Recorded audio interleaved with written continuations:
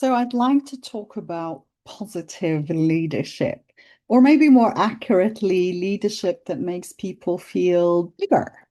Because we've all had leaders along the way, teachers when we were young, managers when we were at work, people who are meant to guide us, support us, challenge us, and teach us.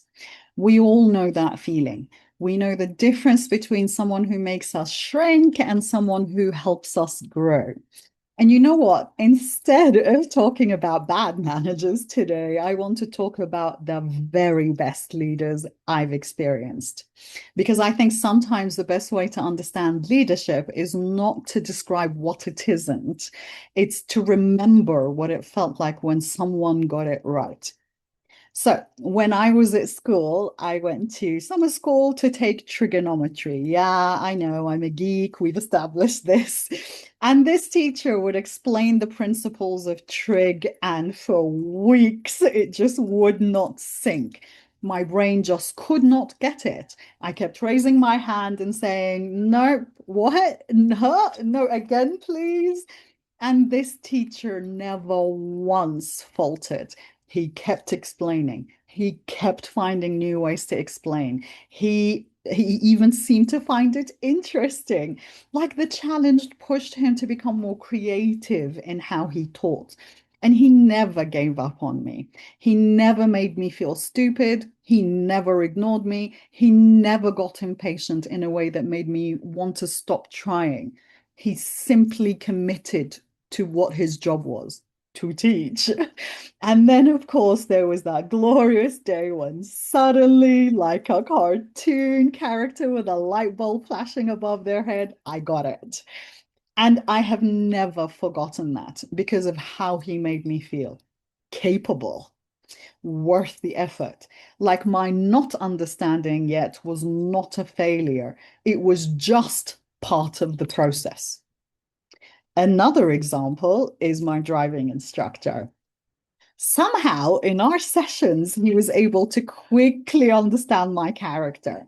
He saw how much I overthink, how quickly I blame myself for mistakes, and how hard I was trying. And because he saw that, he didn't overwhelm me. He gave me faith, he gave me trust, and he gave me little guidelines because he understood that I was going to do the work. And he gave me one of the most valuable lessons I still apply to life today. He said, wherever you turn, that's where the car goes. And honestly, I apply that to almost every problem now. If I turn towards a problem, everything comes with me. My attention, my courage, my effort, my ability to move through it. And then finally, the greatest work leader I have ever met. I won't say his name, but if he's listening to this, I hope he knows it's about him. This man joined the workplace around the same time I did, so he wasn't already established, and neither was I. But his approach was always soft, kind, and deferential. He stopped talking when others came in. He made space for people. He listened properly. And again, he was able to spot my character quickly. He saw my good intentions. He saw that I was a hard worker and that I cared.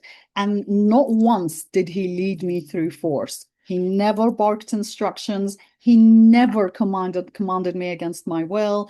He never made leadership feel like a power game. Instead, he made time to hear me out. Even though we lived in different time zones, time and again, he was there when I needed him. And under his leadership, I delivered the best quality work I have ever done in my career. That is not a coincidence. That is leadership. The common thread in all these examples is that these people observed more than they spoke.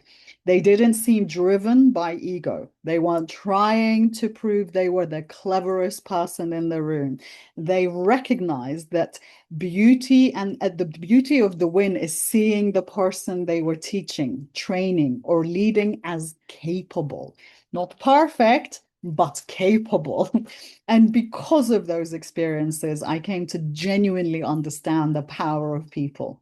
When you believe in someone, when you show them trust, when you give them space, when you stay close enough to guide, listen, and support when needed, people can do the most amazing work. They can surprise you in the most wonderful ways. Because real leadership is not about making yourself feel bigger. It is about creating the conditions for other people to grow. And I think this is where so many workplaces miss the trick.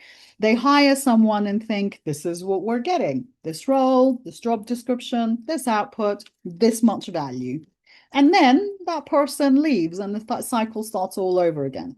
But imagine if we approached people differently, with trust, with faith, with curiosity, with excitement about who they could become.